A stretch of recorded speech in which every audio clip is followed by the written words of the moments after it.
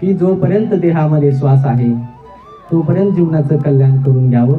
ओवीचा भावार्थच असा आहे की हा चैतन्यनाथ एकदा गेल्याच्या नंतर, या देहातला श्वास गेल्याच्या नंतर नाव सुद्धा उरत नाही. एखाद्याचा जर श्वास निघून गेला, प्राण गेला, तर पाहुणे रावळे फोन करून विचारतात बॉडी कुठं आली. नाव घेत नाही की गणेश कुठं आलाय, दत्तात्रय कुठं आलाय म्हणत नाही. बॉडी कुठं आली म्हणजे नाव सुद्धा उरत नाही. एकदा का देहातला श्वास गेला आणि विकत सुद्धा मिळत नाही. सगळ्या गोष्टी विकत मिळतील पण देहातला गेलेला श्वास परत विकत मिळणार नाही. भिंतीवरती घड्याळ असतं, घड्याळातला जर शेल संपला घड्याळ बंद पडतं. घड्याळातला शेल संपला तर आपण दुकानात जातो, 20 रुपये देतो आणि दुकानदाराला सांगतो की आमच्या घड्याळाचा शेल संपला, शेल द्या. आपण शेल आणतो, घड्याळामध्ये टाकतो, घड्याळ चालू होतं. पण देहातला जर श्वास संपला तर आपण दुकानात जात नाही, 10-20 रुपये देऊन श्वास विकत घेत नाही. किंवा मोना म्हणत नाही की आमच्या घरातल्या अमुक अमुक व्यक्तीचा श्वास संपलाय, श्वास विकत द्या. मिळणार नाही मायबापांनो. अरबो खरबो देने पर भी एक मिलेगी सास नहीं, सासे है अनमोल कितनी, क्या तुझको एहसास नहीं. की अनमोल असे श्वास आहे, अरबो खरबो रुपये देऊन सुद्धा मिळणार नाही. ओवीचा भावार्थच असा आहे की हा प्राण, हा चैतन्यनाथ कधी निघून जाईल, या देहातला श्वास कधी निघून जाईल आणि शेवटचा दिवस कसा ठरेल हे सांगता येणार नाही. मग संतांनी सांगितलंय की शेवटचा दिवस गोड व्हावा. की मग शेवटचा दिवस जर गोड करायचा असेल तर काय करावं लागेल, भगवंताचं चिंतन करावं लागेल, नामस्मरण करावं लागेल, पूजन करावं लागेल, भजन करावं लागेल.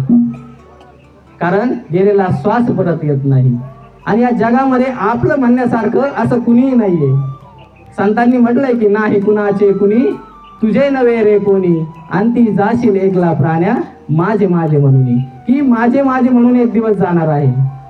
माझी गाडी, माझी माडी, माझी बैलजोडी, माझं माझं आणि आपलेच असणार आहे जे आपल्याला अग्नी देणार आहेत. आपल्याच घरातले असणार आहेत, आपल्याला यमाच्या हवाली करून देणार आहे. आपलेच असणार आहे, आपल्या अंगावरती फुटका मणी सुद्धा ठेवणार नाहीये. एखाद्याच्या अंत्यविधी चालू असू द्या आणि त्याच्या कानात एखादी बाळी राहू द्या किंवा हातात अंगठी राहू द्या, ते घरातले माणसं रडता रडता म्हणतील की हातात बाळी, कानात बाळी फार शोभून दिसत होती, हातात अंगठी फार शोभून दिसत होती. आणि मग ते शेजारच्या पाहुण्याच्या लक्षात येत आहे की अंगठी राहिली वाटतं, कानात बाळी राहिली वाटतं, मग ते काढून घेत आहे. आपलेच असणार आहे जे आपल्याला अग्नी देणार आहे, फुटका मणी सुद्धा सोबत देणार नाहीये. कितीही कमवून ठेवा.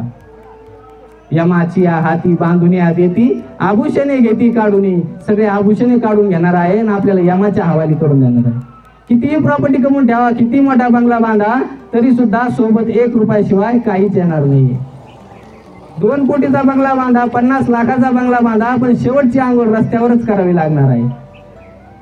आतल्या 2 लाखाचा टब जरी आंघोळीचा बांधून ठेवला, विकत आणून ठेवला घरामध्ये, आयुष्यभर त्याच्यात आंघोळ जरी केली, देहात श्वास आहे तोपर्यंत, पण श्वास गेल्याच्या नंतर त्या टपात कोणी आंघोळ करून देत नाही. बाहेर काढा म्हणते याला लवकर, बाहेर रस्त्याला आंघोळ घाला. कुणीच कोणाचं नाहीये, नाही कुणाचे कुणी, संत उगाच म्हणून गेले नाही. आणि देहातला श्वास गेल्याच्या नंतर तो परत मिळत नाही आणि सगळं तयार आहे. पहा त्या वेशीच्या बाहेर एकदा का देहातला श्वास निघून गेला, वेशीच्या बाहेर तो 14व्या वित्त आयोगातून शेड तयार केलेला आहे. पांढऱ्या कपड्यावाल्यांनी पांढरा कपडा शिवून ठेवलेला आहे, मडक्यावाल्यांनी मडकं घडून ठेवलेलं आहे, बांबूवाल्यांनी बांबू साळून ठेवलेले आहेत आणि रडणाऱ्याची तर बिलकुल कमी नाहीये. मग हा अट्टास कशासाठी आहे, माझं माझं कशासाठी आहे, मीपणा कशासाठी आहे.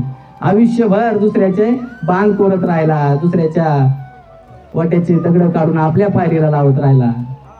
पण एक दिवस असा येणार आहे की तो काळ येणार आहे, घेऊन जाणार आहे सासरे. मायबापांनो, तो काळ येण्यापूर्वी संत म्हणाले की क्षणोक्षणी हाची करावा विचार, तरावया पार भवसिंधू. नाशिवंत देह जाणार सकळ, आयुष्य खातो काळ सावधान. की आयुष्याचा एक एक दिवस कमी होत चाललाय.